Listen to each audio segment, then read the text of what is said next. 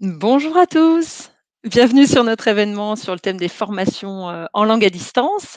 Alors je suis un petit peu en avance, on va laisser le temps à chacun d'arriver et puis nous allons faire entrer nos intervenants.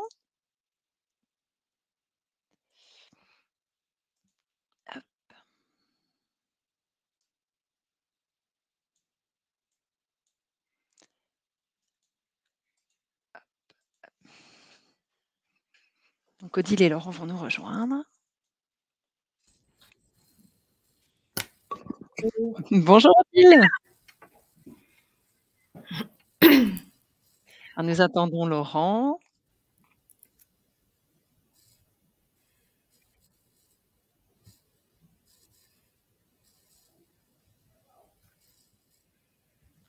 Alors, avant que tout le monde arrive, hein, voilà, pour passer la petite minute de courtoisie, je vais vous présenter, l'outil, si vous ne le connaissez pas encore.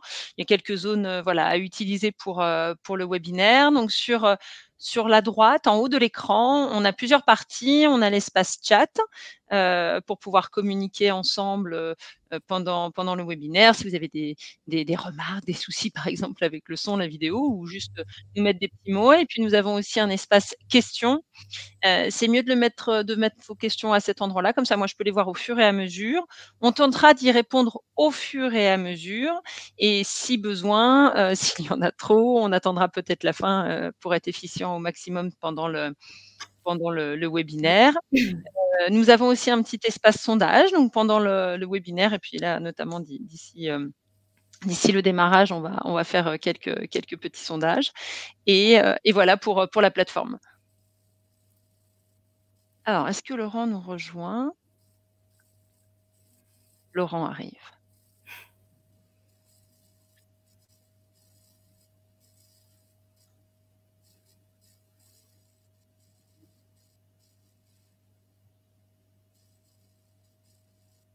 Odile, vous nous entendez bien? Oui, je vous entends très bien, Céline. Super.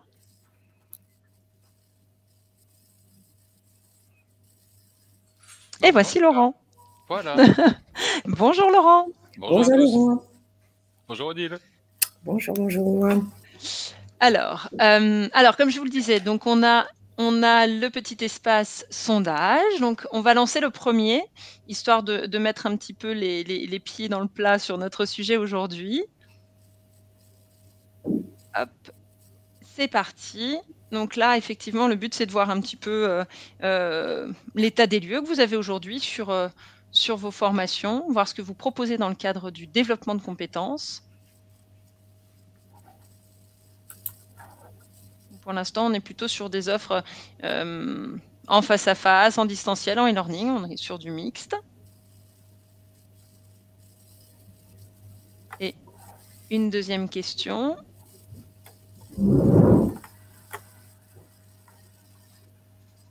Donc on est à 100 % sur du mix pour l'instant sur ce qui est déployé dans le cadre du plan de développement de compétences et pour les formations en distanciel, il y avait déjà, quelques personnes, on avait deux personnes. On est à 50 % sur j'en proposais avant, ou pas, avant la crise sanitaire. Donc n'hésitez pas à compléter, hein, j'irai voir de temps en temps. Donc on va bonjour à tous. Merci pour vos petits mots. Alors on va pouvoir commencer.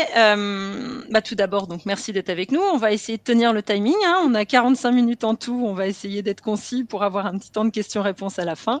Il y a pas mal de choses à dire sur le sujet, donc on va faire au mieux.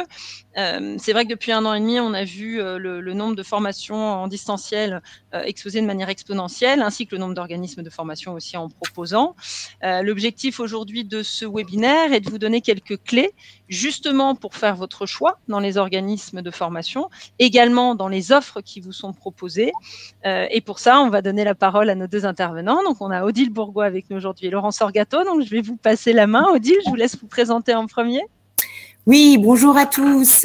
Odile Bourgois, responsable formation Corporate Sales and Marketing chez Mako Pharma. Pour ceux qui ne connaissent pas notre entreprise, Mako Pharma est une entreprise qui est basée dans la métropole lilloise, qui est spécialisée dans la production et la distribution de dispositifs médicaux, notamment pour la transfusion sanguine. Donc, nous sommes présents avec 2300 collaborateurs, nous sommes présents sur les 5 continents grâce à nos filiales commerciales, à nos sites de production et à notre réseau de distributeurs. Merci Odile. Laurent, je vous passe la parole. Bonjour à tous et merci pour votre présence et votre participation. Donc je suis Laurent, j'ai créé, je dirige Explicit, organisme de formation en communication en langue à distance depuis 1991, ça fait quelques temps déjà. Et par ailleurs, nous avons également créé la certification LevelTel, certification en langue, qui est enregistrée au RNCP et depuis 2005. Merci Laurent. Alors, pour ma part, aujourd'hui, je vais être animatrice sur le webinaire en temps normal. Je suis responsable commerciale d'Explicit et j'accompagne notre équipe de 5 consultants dans le conseil, le suivi et l'accompagnement de presque 900 entreprises clientes, alors de tout secteur d'activité, de toute taille. Et pour vous donner un ordre d'idée, nous dispensons environ 120 000 séances de formation par an. Voilà. Bien, donc pour introduire le sujet qui nous occupe aujourd'hui, Laurent, pouvez-vous nous rappeler ce qui a participé au grand boom des formations à distance ces derniers temps? Et oui, ces derniers temps, et surtout depuis une date que nous connaissons tous. Alors, toutes les révolutions sont marquées par une date, souvent symbolique, parce qu'il y a beaucoup d'événements autour. Nous, on a une date en formation en général. C'est le 17 mars 2020, la date du premier jour du premier confinement. Du jour au lendemain, toute la formation initiale et continue est passée à distance, parce qu'il y avait tout simplement pas le choix. Ça concerne bien sûr les formations en langue, mais tous les domaines de formation, et d'ailleurs au-delà des domaines de formation. Mais enfin, aujourd'hui, le sujet qui nous intéresse, c'est la formation. Donc en formation continue, il y a eu 3 phénomènes qui se sont juxtaposés durant cette période, depuis cette période. La première chose, c'est que l'offre par nécessité de survie même est passée en totalement à distance, au moins pendant une période. Ça a présenté des choses très intéressantes parce que des organismes qui n'avaient pas forcément l'habitude de proposer de la formation à distance se sont vus en proposer du jour au lendemain. Également, ça s'est juxtaposé avec une demande qui émanait qui avait 2 sources.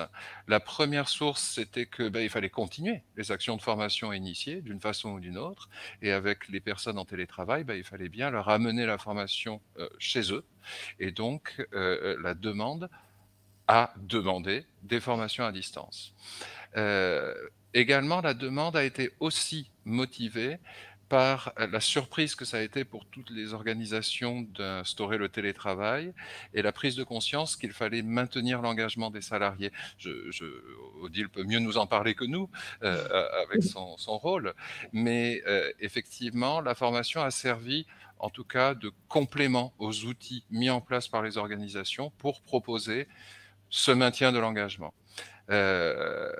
Et troisième point, et ça c'est peut-être le plus important, mais c'est peut-être ma façon de voir les choses parce que j'aime que les détails soient le plus propres possible, la technologie qui a fait un grand pas en avant. Alors, les outils existaient déjà, hein, les webinaires comme celui auquel on participe aujourd'hui, Zoom, Teams, Discord et les autres existaient bien sûr avant. Mais du jour au lendemain, c'est surtout notre familiarisation à tous avec ces outils qui a changé. Du jour au lendemain, par exemple, on a compris, à force d'essuyer des plâtres, qu'il fallait bien mettre un casque et un micro si on ne voulait pas avoir de la latence qui se crée et des sessions, des réunions ou des formations qui étaient juste impossibles à vivre. Tous ces outils aujourd'hui, tout le monde est beaucoup plus familier.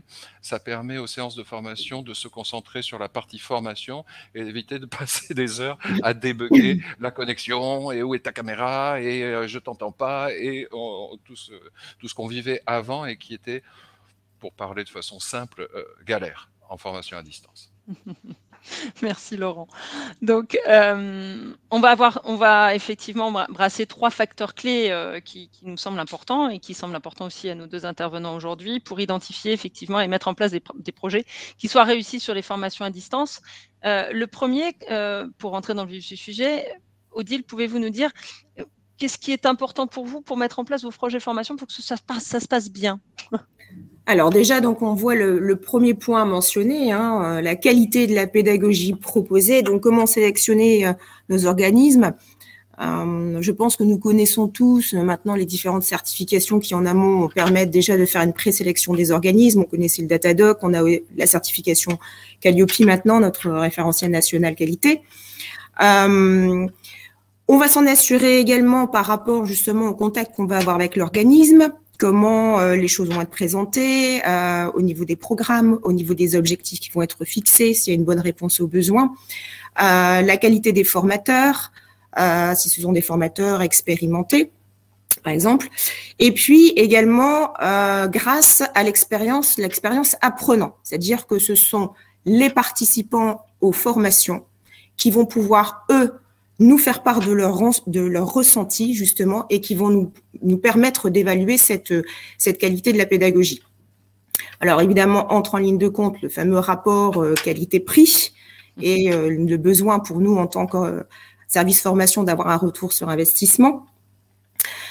Pour pouvoir justement tester les organismes, et c'est la manière dont on procède, notamment au sein de notre entreprise, c'est que nous n'hésitons pas à mettre en place une période de test. C'est-à-dire que au lieu, lorsqu'on a un nouvel organisme avec une nouvelle proposition, au lieu de la déployer à très large échelle dès le départ, nous préférons à ce moment-là avoir quelques personnes qui vont pouvoir tester l'organisme, qui vont pouvoir suivre ce parcours de formation, avec qui on aura un contact régulier, parce qu'il ne va pas falloir attendre la fin de la formation pour pouvoir se faire une idée de la prestation. Et puis, en fonction justement de cette période test, que ce soit pour les apprenants ou pour nous-mêmes en tant que service formation, nous allons pouvoir éventuellement envisager une collaboration, et cela à plus grande échelle.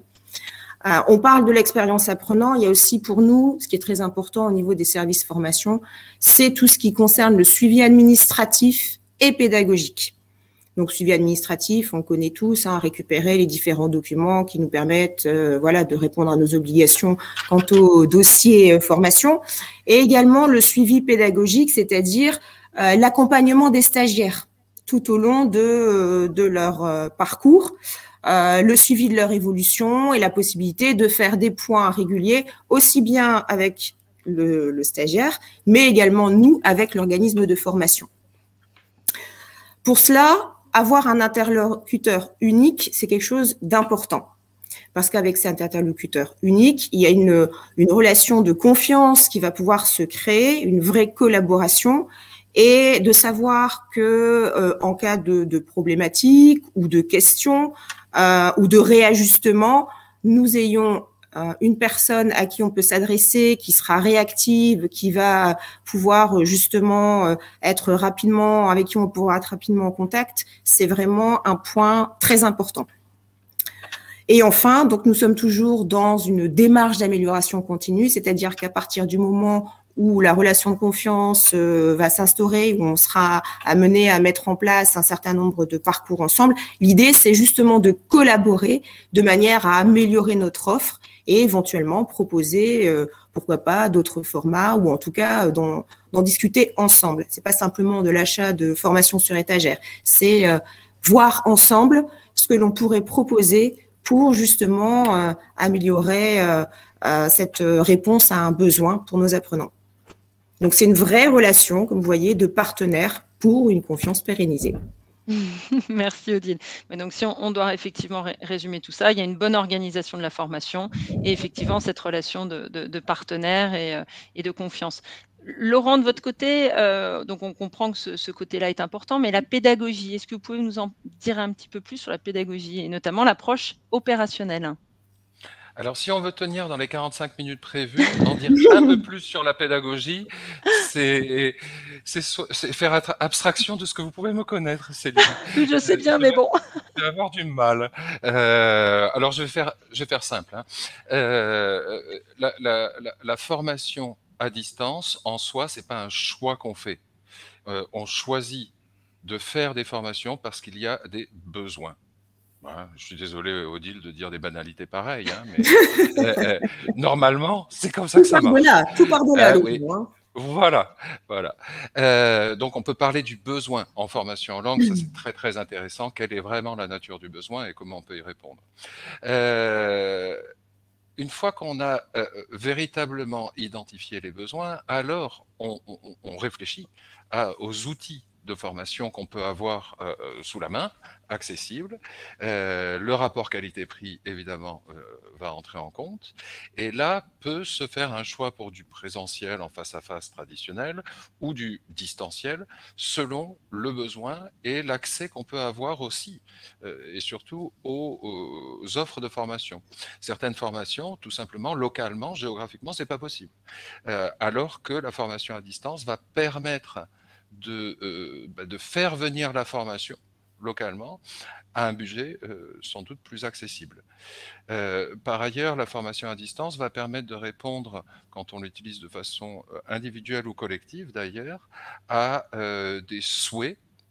Au-delà de la formation, là on est plus sur les ressources humaines, de vouloir intégrer des équipes qui sont éclatées géographiquement, leur proposant du contact avec d'autres équipes qui sont ailleurs en France ou sur les 5 continents comme Macopharma. Et ça, la formation à distance permet de réaliser ces choses-là de façon simple et efficace. Puisqu'on parle des besoins et de pédagogie, moi, ce que j'aimerais dire à ce stade, c'est que le besoin fondamental chez les personnes qui demandent des formations en langue, c'est de combler un sentiment de frustration que nous avons tous dans une seconde langue.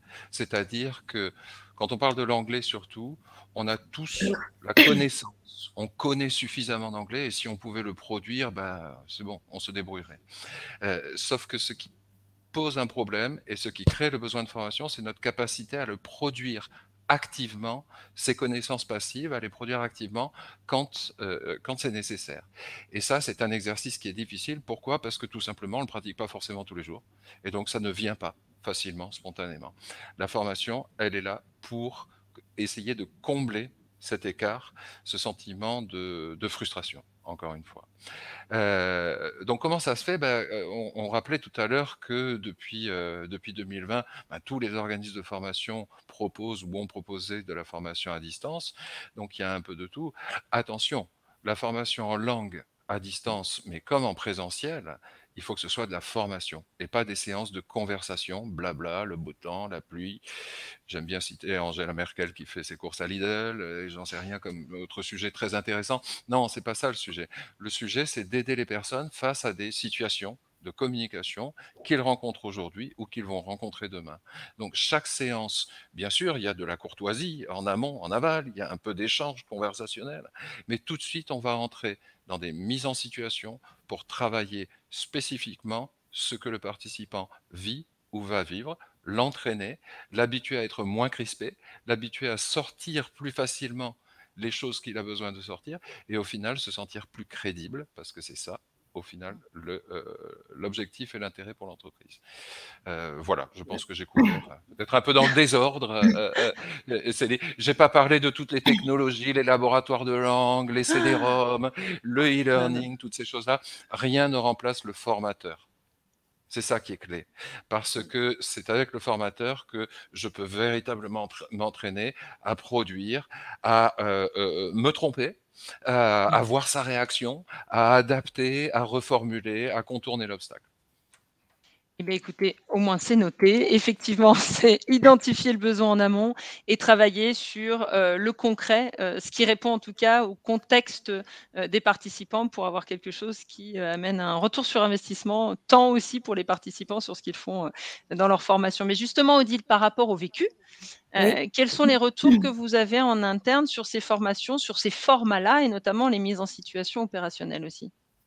Alors, par rapport au retour que l'on a pu en avoir, parce que, bon, comme toutes les entreprises, le distanciel, on s'y est mis avant le confinement pour les langues et heureusement, mais nous avons connu aussi les fameux groupes en présentiel, voilà, les séances collectives. Et justement, des personnes qui avaient eu l'occasion de suivre ces séances en présentiel, en collectif et qui maintenant ont basculé sur ces séances à distance et individuelles, un des premiers points, c'est déjà le temps de parole. Voilà, c'est-à-dire que lorsqu'ils vont avoir une demi-heure ou une heure de cours, c'est une heure ou une demi-heure où voilà, ils vont être seuls à devoir prendre la parole, à s'exprimer. Donc ça, c'est déjà un premier point. Ils apprécient aussi le fait voilà, que pendant cette heure-là, c'est vraiment leur heure, elle leur est dédiée et c'est comme ça qu'on peut avoir une progression plus sensible. Ce qu'ils apprécient également, c'est le fait de pouvoir choisir leur formateur à chaque séance. En fonction voilà, des participants, certains préféreront avoir toujours le même formateur parce qu'ils se sentiront en situation de confiance, parce qu'il y a une relation qui se sera créée avec le formateur, parce qu'ils se seront habitués à son accent, par exemple. Surtout pour des personnes qui ont un petit niveau, qui ont besoin de se mettre en confiance. Et puis, pour d'autres, ce sera plutôt la possibilité, justement, d'être au contact de formateurs qui ont des accents différents, accent britannique, accent américain, on peut avoir aussi accent sud-africain, voilà. Et ce qui est intéressant, c'est qu'il y a aussi à chaque fois, comme il mentionne, le vocabulaire. Donc, soit c'est de l'anglais américain, soit c'est de l'anglais britannique. Donc, c'est le côté intéressant. Le côté aussi échange niveau culturel, puisque voilà, le formateur, en fonction de sa nationalité, aura ce côté le plus en fait dans l'apprentissage d'une langue, la partie culture. Donc, on a mentionné l'accent, la culture, et puis les expériences aussi formateurs. Puisque les formateurs, en général, ils ont tous leur background, ils ont pu aussi eux-mêmes travailler dans des entreprises, et ça, c'est un échange riche également. L'important aussi par rapport à cette possibilité de s'inscrire et de choisir soi-même son formateur, c'est que l'apprenant est plus autonome dans la démarche. C'est-à-dire que c'est lui-même qui va fixer, en fonction de ses disponibilités, de son agenda, les cours et les créneaux horaires. Donc, il est beaucoup plus autonome. Une fois que le parcours est mis en place, le service formation se tient bien sûr informé de la mise en place du parcours, mais c'est le collaborateur qui de lui-même a cette démarche du choix du formateur, cette démarche du choix du créneau horaire, et ça aussi, cette autonomie, c'est apprécié. C'est apprécié par le service formation, parce que l'idée, c'est justement de rendre plus autonomes nos collaborateurs dans leur développement de compétences, mais c'est apprécié aussi par le collaborateur. Pardon, excusez-moi. Non, allez-y, Odile. Le suivi qualité transparent, c'est vrai que la possibilité de pouvoir évaluer le formateur à chaque séance, c'est un point important également, parce que ça permet à l'organisme aussi d'avoir un retour et puis de pouvoir éventuellement, en fonction d'un retour qui ne serait pas aussi positif que l'on peut en attendre, de pouvoir rectifier les choses et nous, en tant que service formation, éventuellement d'en discuter avec l'organisme. Et enfin, la mise en confiance et la libération de la parole, ça c'est un élément qui m'a été plusieurs fois remonté par des participants qui me disaient ce qui est super, c'est que prendre la parole en anglais, moi c'est un exercice qui me fait peur, j'ai jamais confiance en moi, j'ai l'impression que je fais sans arrêt des erreurs, et là quand je suis avec le formateur, c'est pas grave, je parle, je vois qu'il prend des notes, je le vois dans le chat, mais au moins je ne suis pas sans arrêt coupée. Et c'est vrai que c'est également apprécié. Voilà, mais avec cette possibilité et justement cette partie follow-up qui suivra le cours et qui permettra aux collaborateurs d'avoir un retour sur les points qu'il doit travailler et sur les erreurs ou des éléments de vocabulaire qui pourraient l'aider justement à s'améliorer. Merci pour ces retours concrets, parce que là, on parle du terrain, donc c'est Oui. intéressant. On a une question, donc je me permets, comme ça rend aussi le webinaire interactif, justement pour parler de vos retours à vous. Est-ce que vous constatez qu'il y a une assiduité qui est plus intéressante en distanciel qu'en présentiel? Est-ce que vous avez noté quelque chose là-dessus? Alors, c'est très intéressant cette question. Voilà. Merci de l'avoir posée. C'est intéressant parce qu'en fait, on a les deux penchants. C'est-à-dire qu'à partir du moment où justement le collaborateur choisit lui-même son créneau horaire en fonction de son agenda, c'est pas forcément toutes les semaines le même jour à la même heure, ça permet une certaine flexibilité qui fait que oui, on réduit l'absentéisme de cette manière, puisqu'on correspond davantage à l'agenda et à la disponibilité du collaborateur. Par contre, l'envers de la médaille, c'est que, étant donné que nous avons la possibilité d'annuler le cours 5 minutes avant qu'il ne soit censé avoir lieu, c'est plus facile d'annuler quand c'est à distance que lorsqu'on est en présentiel. Mmh. Donc, ça signifie aussi que au niveau du service formation, on puisse avoir un suivi justement régulier et que l'on puisse être tenu informé par l'organisme si l'organisme constate que à plusieurs reprises, voilà, il y a eu une annulation de la part du collaborateur. Et c'est ce que nous faisons au niveau du service formation, c'est que nous retournons systématiquement vers le collaborateur en lui disant, bah voilà, tu as annulé ou tu as été absent à telle ou telle séance, que s'est-il passé? Est-ce que tu as rencontré un problème technique? Voilà, nous restons à ta disposition pour en discuter. Et de ce fait-là, ça permet justement au collaborateur de voir que même s'il est bien autonome sur sa formation, le service formation et l'organisme sont également présents. Et puis, si jamais c'est lié à un problème technique ou à autre chose, ben, ça permet au moins d'en discuter. Donc ça permet de réduire aussi l'absentéisme et de ne pas attendre la fin de la formation et de constater, par exemple, que le collaborateur n'a suivi que 4 heures sur 10 heures, par exemple. Donc, une réactivité qui est nécessaire pendant le parcours, effectivement. Et on repart du coup sur l'idée de partenariat et de communication entre l'organisme, effectivement, et l'entreprise. Vous avez abordé déjà un peu le point, mais effectivement, la souplesse d'organisation est un des autres critères qui caractérise le distanciel. Quels sont les avantages pour vous principaux de cette souplesse ? La souplesse, comme on l'a dit, hein, la souplesse dans le choix des formateurs, la souplesse dans le choix du créneau. Voilà, c'est le fait aussi, là on voit adaptation au niveau de l'apprenant, c'est quelque chose aussi qui est important lorsqu'on met en place des formations à distance et notamment des formations en langue. On connaissait le téléphone parce qu'on a commencé par la mise en place de formations à distance par téléphone. Mais le téléphone, on sait que c'est finalement ce qu'il y a de plus compliqué, puisqu'il n'y a pas tout le non-verbal. Donc, le téléphone, ça ne pouvait pas être proposé à tous les niveaux. Maintenant, étant donné que voilà, on a la visio et puis qu'avec ce confinement, c'était le point positif, hein, le fait qu'on ait beaucoup plus l'habitude maintenant d'utiliser l'outil visio.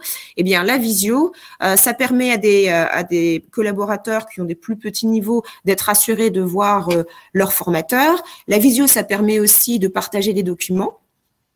Parce que là, comme le disait Laurent, voilà, on est sur du concret. Les collaborateurs qui ont besoin de préparer une présentation sur laquelle ils vont devoir intervenir en anglais, ben, ça permet de rebalayer le fond, donc le PowerPoint, comme la forme, la prise de parole avec le formateur. Donc ça aussi, c'est très apprécié. Voilà. Et puis, effectivement, alors ça, on évite d'y faire trop appel, hein, mais c'est vrai que certains formateurs ayant des connaissances en français, ça peut éviter un blocage aussi sur les plus petits niveaux. Donc, ça veut dire que ça permet à des personnes qui n'ont pas un niveau très élevé, on est éventuellement sur du A1+, A2, d'aussi bénéficier de ces formations à distance. Parce que c'était ça aussi qui pouvait faire peur au départ, c'est de se dire « Ouh là là, c'est à distance, moi j'ai pas le niveau ». Non. Maintenant, en fait, il y a beaucoup de choses, on s'est bien amélioré, il y a beaucoup de choses qui sont mises en place de manière à ce que des plus petits niveaux puissent aussi profiter de ces formations à distance. Et ça, effectivement, c'est souvent une remarque que l'on a sur les petits niveaux aujourd'hui avec l'évolution de la technologie dont vous parlez tous les deux. C'est vrai qu'on a cassé un petit peu cette barrière-là.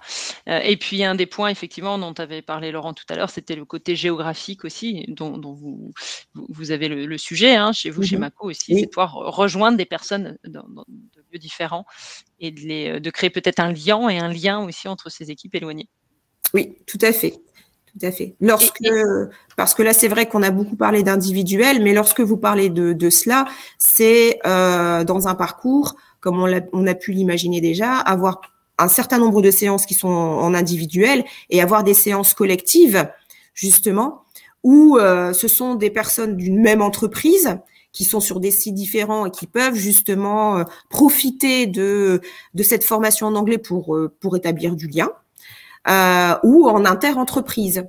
C'est-à-dire que voilà, des personnes avec différents backgrounds, etc., vont participer pendant 1 heure à un débat ou une discussion en anglais. Et ça, c'est très enrichissant également. C'est vrai que ça met un peu de rythme et de dynamisme Voilà, aussi dans les exactement. formations, ce collectif. Et justement, Laurent, tout à l'heure, Odile parlait de ces délais d'annulation. Moi, je préfère effectivement, vous aussi, de parler de report et surtout de possibilité de réserver de manière inattendue une séance de formation, voyons les choses positivement. Comment, côté organisme, on peut se permettre une telle souplesse? Comment ça marche? Ah, c'était pas prévu cette question-là. Un petit peu, en faisant toujours aussi rapide et concis. Ah ben, en fait, on va inverser le truc.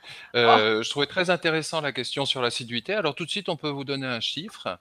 C'est bien de donner un peu des éléments concrets que vous pourrez comparer avec éventuellement des formations individuelles en présentiel que vous pouvez faire localement les uns les autres.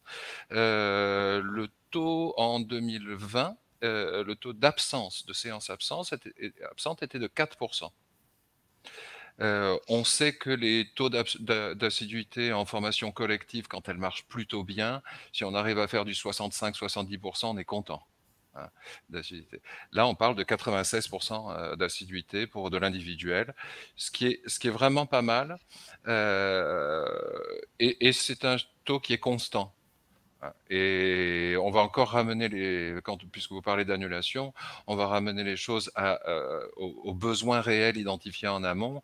Évidemment, les stagiaires qui annulent sont plutôt des gens qui n'ont pas des gros besoins. Quand ils ont véritablement du besoin, ils annulent peu, ou alors c'est leur N+1, leur hiérarchie qui les y contraint pour des raisons de surchauffe du service momentané. Donc voilà. Mais les annulations, et oui, il faut inverser la question. C'est à nous, formateurs, de tout mettre en œuvre pour que le participant n'annule pas.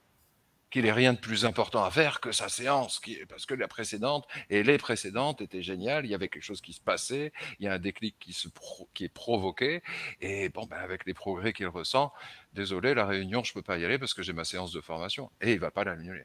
Donc, voilà comment nous, les organismes, on peut y faire face. Il nous appartient de réduire les annulations, et tout simplement, avec chaque séance, eh ben, on en a beaucoup de moyens. Je dois parler de la souplesse d'organisation, c'est ça, Céline? C'est à moi? effectivement, il y a un process tout de même qui est bien huilé derrière pour pouvoir se Ouais. permettre, de notre côté, hein, effectivement, de proposer des délais aussi courts de réservation.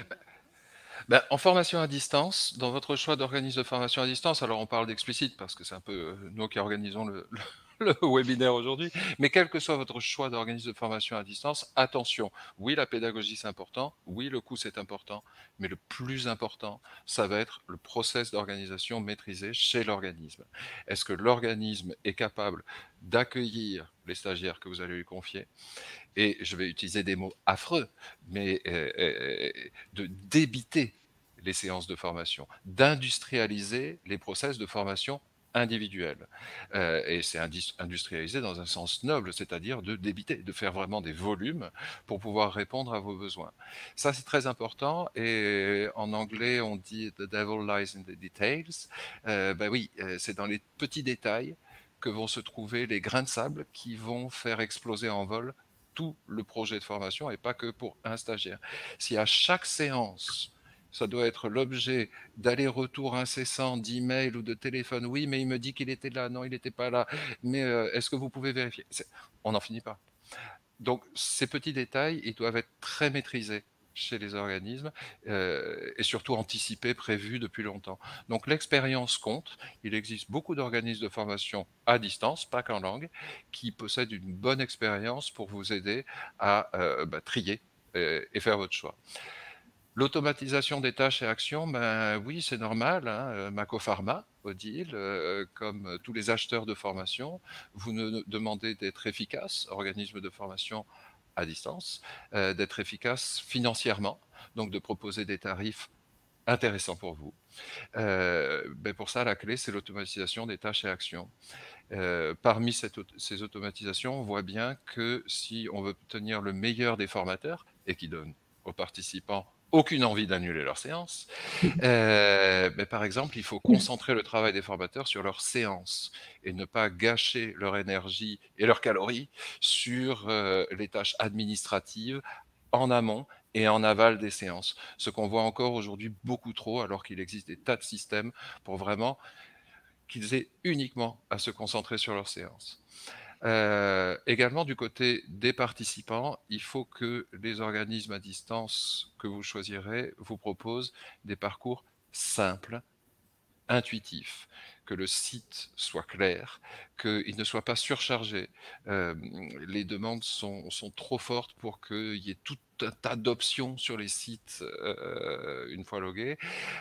C'est pas nécessaire. Ce que le participant, il veut, c'est prendre rendez-vous avec ses formateurs et il veut accéder à des ressources pertinentes immédiatement. C'est les fameuses formations dont on parle depuis des décennies bientôt. C'est là où je veux, quand je veux, comme je veux, au moment où je veux. Oui, ben oui, il faut que ce soit aussi simple que ça, le site. Merci pour le slogan. Alors après, de notre côté, donc moi je m'occupe de l'équipe de consultants, on rencontre encore certaines organisations, certaines entreprises qui ont des réticences à passer ou des difficultés à faire passer en interne le distanciel. Est-ce que vous auriez quelques astuces à leur donner, Odile, d'RH à RH? On en a discuté déjà précédemment, mais formation pilote, et c'est quelque chose que l'on met en place systématiquement, notamment enfin pour ces formations en langue, avant de lancer à grande échelle un certain nombre de parcours lorsque c'est un nouvel organisme, même si voilà, il y a eu un bon contact au départ, etc. L'idée, c'est de commencer par un petit groupe de testeurs qui vont pouvoir nous faire leur retour, pas attendre la fin du parcours, mais voilà, pouvoir faire un point régulier pour avoir leur ressenti par rapport à leur expérience apprenant. Donc ça, c'est important. Et puis faire marcher le bouche à oreille, finalement. Alors ça aussi, c'est-à-dire que à partir du moment où le collaborateur aura eu une bonne expérience, ça va être notre meilleur ambassadeur. Et ça m'arrive régulièrement lorsque je mets en place des formations, et puis que d'autres, voilà, bon, ont quelques réticences à également se lancer, gérer dans l'aventure de la formation à distance. Au lieu que ce soit simplement moi qui leur explique comment ça va se passer, je leur dis, ben voilà, avec l'accord du collaborateur, bien sûr, je dis, ben voilà, tu peux contacter un tel ou une telle qui a suivi un parcours ou qui est en train de suivre un parcours, et puis vous échangez. Et tu verras, en fait, en fonction de ce que cette personne t'indiquera, si tu es motivé, si ça t'intéresse ou pas. Et en général, de toute façon, c'est très positif. C'est très positif. Donc, cette communication en interne, elle se fait déjà comme ça. Après, il y a effectivement le fait de pouvoir utiliser, par exemple, l'Internet de l'entreprise lorsqu'on lance des formations, voilà, des vidéos, bon, mettre à disposition des brochures. Mais je pense que un point important, c'est le troisième aussi, c'est ces fameuses réunions kick-off avec l'organisme. Surtout quand on s'adresse à un organisme pour une des premières fois et puis qu'on va lancer à grande échelle, ou lorsque dans le public, on sait qu'il y a des personnes qui peuvent être réticentes et qui ont besoin aussi d'être rassurées par rapport à ce qui les attend. Donc, organiser cette réunion kick-off à distance déjà, donc ce sera un premier élément pour s'habituer à cette façon de communiquer pour eux. Et puis, ça permettra de rassurer les collaborateurs sur la manière dont va se dérouler la formation, de répondre également à leurs questions. Voilà, et qu'ils sachent qu'ils ne sont pas, non, vous n'êtes pas seuls. Nous, sommes là pour vous accompagner. Voilà. Voilà, on travaille ensemble. Voilà. Pour certains, de toute façon, ça se fera sans problème. C'est à peine si on en entendra parler. Et puis pour d'autres, ils auront besoin d'être accompagnés. Et c'est aussi notre rôle en tant que responsable formation ou organisme de formation de les accompagner pour qu'ils aient la meilleure expérience possible et pour qu'ensuite ils en redemandent. Merci Odile. Laurent, de votre côté, quels sont les critères importants aussi pour le choix des RH dans leur organisme de formation? Ce sur quoi il faut faire attention? Oui, bah on voit les points qui sont affichés à l'écran. Donc, évidemment, et Odile l'a très bien rappelé tout à l'heure, hein, le premier point, c'est s'assurer de la validité pédagogique de l'organisme. Donc, ça commence par des outils aujourd'hui qui existent. Comme disait Odile, avant, il y avait Datadoc, OPQF. Aujourd'hui, on a Calliope, qui n'est pas encore le Sésame, hein, parce qu'on a pu observer que Calliope était distribué avec certaines largesses déjà.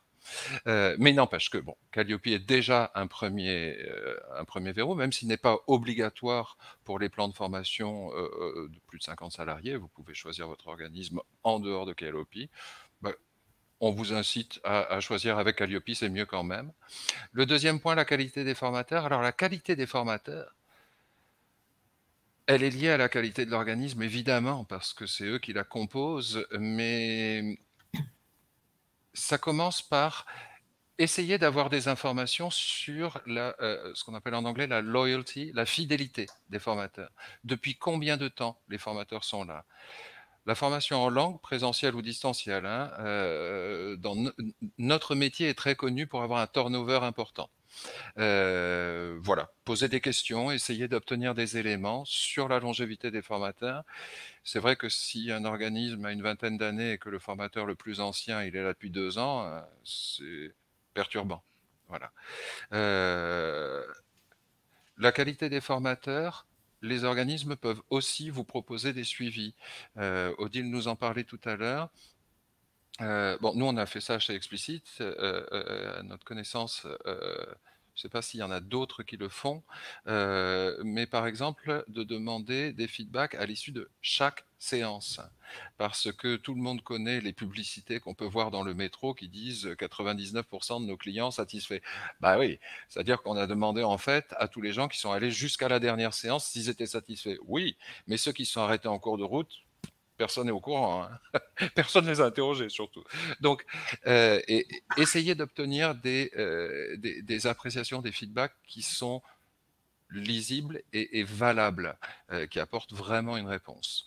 Ensuite, dans votre choix pour les organismes de formation à distance, on en revient toujours au process, au suivi administratif et pédagogique, avec les actions correctives.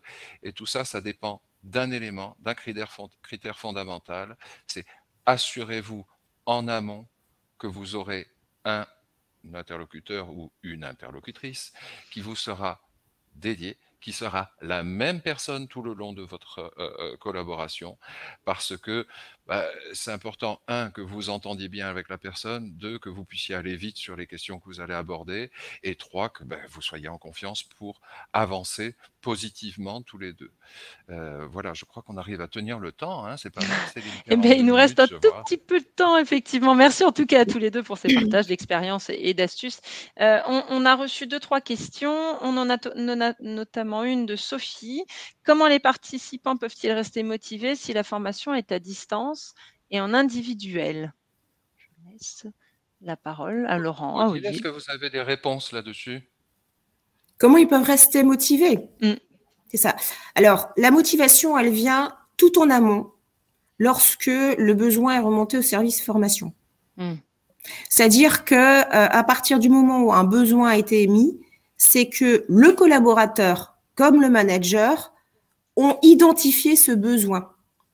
Et à partir du moment où la personne est motivée en amont, voilà, déjà, je dirais à la limite 50% du chemin de fait. Après, rester motivé, et on en a parlé, c'est aussi par rapport à la qualité de la pédagogie, la qualité des formateurs, la simplicité de l'outil. C'est sûr que voilà, si c'est compliqué et qu'il faut faire énormément de manipulations pour pouvoir aller réserver un cours, etc. Bon, Là, on va perdre du monde en route, hein, ça c'est sûr. Mais à partir du moment où on reprend en fait tout ce qu'on a expliqué là dans ce webinaire ce matin, les différents critères, etc. L'apprenant sera motivé parce que s'il a émis un besoin, c'est parce qu'il sent qu'il a besoin de progresser. Et s'il a besoin de progresser, il sait très bien que voilà, il n'y a pas de miracle, il va falloir passer par une formation. Hein. Il faut y aller. Voilà. Il faut se lancer. Voilà. Après, je pense que, et ça c'est aussi un élément important qu'on n'a pas mentionné, c'est à chaque fois tripartite. Hein. On a beaucoup parlé de l'organisme de formation, on a beaucoup parlé du service formation. Il ne faut pas oublier aussi le manager, le responsable. Il a sa part à jouer. Parce que le manager, il va fixer aussi les objectifs opérationnels. Et puis, c'est lui aussi qui va être plus ou moins à même de vérifier qu'effectivement, les objectifs sont atteints ou partiellement atteints. Donc, et c'est lui aussi qui va apporter du feedback à son collaborateur, qui va continuer à le motiver tout au long de sa formation, en faisant des points réguliers, en lui demandant comment ça se passe, en lui donnant aussi, et ça c'est quelque chose que l'on fait lors de l'analyse de besoins, qu'est-ce que vous, en tant que manager, vous allez mettre en œuvre de manière à ce que votre collaborateur puisse mettre en pratique ce qu'il aura appris. Et ça, c'est très important également. Donc voilà, nous sommes 3 à pouvoir motiver le collaborateur. Il n'est pas tout seul et il a besoin, voilà, que ça se fasse à plusieurs. Ça, c'est très intéressant et c'est vrai qu'on ne l'avait pas abordé. Alors, on est en train de dépasser un petit peu le temps. Peut-être une dernière question, peut-être plus sur… Je voulais juste Oui. compléter ce que vient de dire Odile sur le maintien de la motivation. Alors, Sophie, merci pour cette question.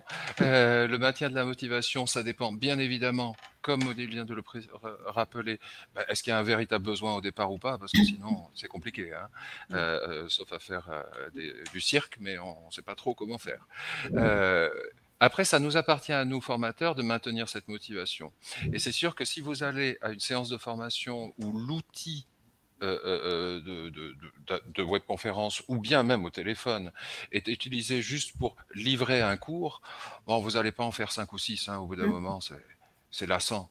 Donc, il faut qu'il se passe quelque chose. Il faut que le formateur soit un animateur. Le formateur, c'est un facilitateur de communication qui vous donne envie. Donc, la séance, il faut qu'elle décolle, il faut qu'il se passe des choses. Et tout ça, c'est un travail très profond d'encadrement des formateurs. On en revient à la longévité. Si vous avez des formateurs, pardonnez-moi le mot, mais touristes qui sont là pendant 1 an, 2 ans chez vous, vous n'avez pas le temps de les former, de les accompagner, de leur donner des automatismes, de les faire travailler ensemble à chercher des idées qui font que, oui, chaque séance, elle est vachement plus chouette que les réunions de service auxquelles on m'appelle et que je devrais annuler la séance. Hein. Merci en tout cas. Oui, c'est vrai, on est bien d'accord. C'est pas moi qui vous contredirai. Alors, la dernière question qu'on avait, c'était comment faire pour que le collectif à distance fonctionne et quels sont les prérequis? Peut-être Laurent, si on peut, ce sera notre dernière question. Les prérequis pour faire du collectif à distance. Les prérequis, ils sont nombreux, hein, il n'y a pas de limite. Souvent, le collectif est avant toute chose issu de considérations financières. Ça permet d'optimiser le budget. On paye un formateur, mais il y a plusieurs personnes dans la même séance. Mais pourquoi pas? Deuxièmement, le collectif, ça peut être un formidable outil parce qu'on peut faire des choses en collectif qu'on ne peut pas faire en individuel. Il y a une dynamique de groupe qui existe. Et évidemment, en individuel, c'est plus restreint. Le collectif permet de travailler certaines choses qu'on peut moins travailler en individuel. C'est sûr que si vous voulez simuler des conf calls, c'est mieux à 3 ou 4. Bien sûr. C'est sûr. Pour travailler les présentations orales, c'est sympa de s'entraîner avec le formateur en individuel. À un moment donné, c'est pas mal de restituer ça devant 4-5 personnes. Donc, le collectif, hein, si c'est bien ça votre question, attendez, moi je vais voir si je la vois. Il y avait aussi le prérequis et je suis complètement… Oui. Là, on est sur effectivement les plus, mais le prérequis, c'est sûrement une homogénéité aussi des groupes que l'on constitue. Souvent, il y a un faux prérequis, enfin pas un vrai prérequis qui est demandé, c'est l'homogénéité des niveaux. C'est beaucoup plus intéressant de s'assurer de l'homogénéité des besoins que de l'homogénéité des niveaux. Parce qu'on a des entreprises, tout simplement, ils n'ont que 5 participants à nous confier. ils n'ont pas le luxe de faire 5, 6, 8 groupes de niveau. Eh bien, on se rend compte quand on travaille avec ces entreprises que les personnes les plus élevées sont indulgentes avec les personnes de plus petit niveau et on travaille un objectif qui est commun, un besoin qui est commun. Et on obtient des résultats souvent plus intéressants que quand on a essayé juste de compresser par niveau alors qu'on avait des objectifs divergents. Bah, écoutez, je vous remercie à tous les deux. Alors, on n'a pas pu répondre à toutes les questions parce que sinon, on y passerait encore plus de temps. Merci à vous tous d'être venus aujourd'hui. J'espère que ce webinaire vous a été profitable. Nous allons vous envoyer effectivement le replay et si vous avez besoin de quoi que ce soit, nous tenons à votre disposition. On vous souhaite à tous une très, très bonne journée. Merci beaucoup. Au revoir. Au revoir. Au revoir. See you soon.